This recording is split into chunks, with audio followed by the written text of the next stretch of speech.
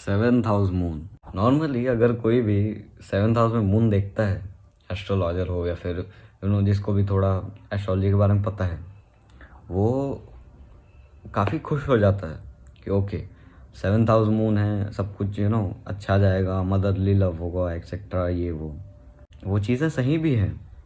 पर according to my experience moon in seventh house मेरे को एक काफ़ी खतरनाक प्लेसमेंट लगती है।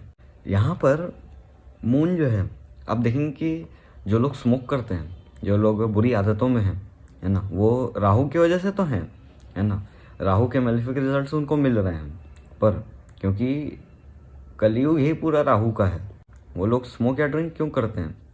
उनको एक हाई मिलता है, उनको एक मेंटल हाई मिलता है ना। हमारा मेंटल हेल्थ, हमारा मन किससे रिप्रेजेंट होता है? मून से, है ना। आप देखेंगे कि उनको मन की शांति के लिए राहु की मदद लेनी पड़ रही है। मन की शांति के लिए उन्हें नशे की मदद लेनी पड़ रही है।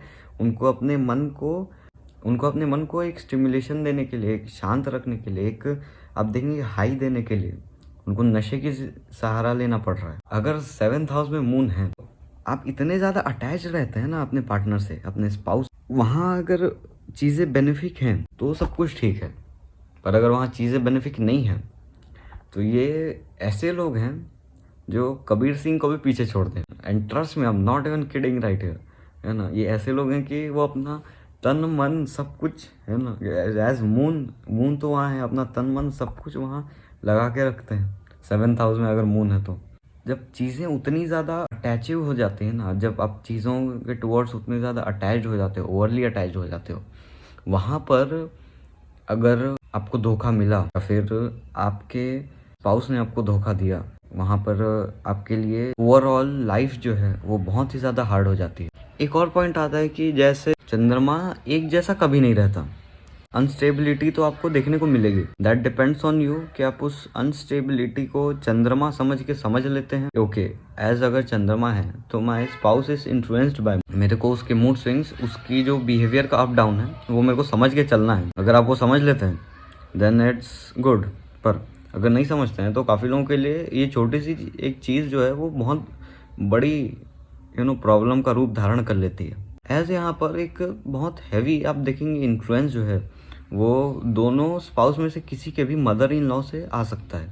मैंने काफ़ी बार देखा है कि सब कुछ बढ़िया चल रहा है सेवेंथ हाउस मून में, पर मदर इन लॉ जो है वो बहुत ही ज़्यादा डोमिनेट करने की कोशिश कर रही है रिलेशन को। बहुत ही ज़्यादा आप देखेंगे अपने तरफ रुख को मोड़ने की कोशिश कर रही है ना। इन लॉ जो है बहुत ज़्यादा इन्फ्लुएंस करने की कोशिश कर रहे हैं आपकी मैरिज को, आपके मैरिज के डिसीजंस को, आपकी लाइफ के डिसीजंस को। And that's a dangerous place to be in, especially in a marriage. Moon यहाँ पर सेवेंथ हाउस में है।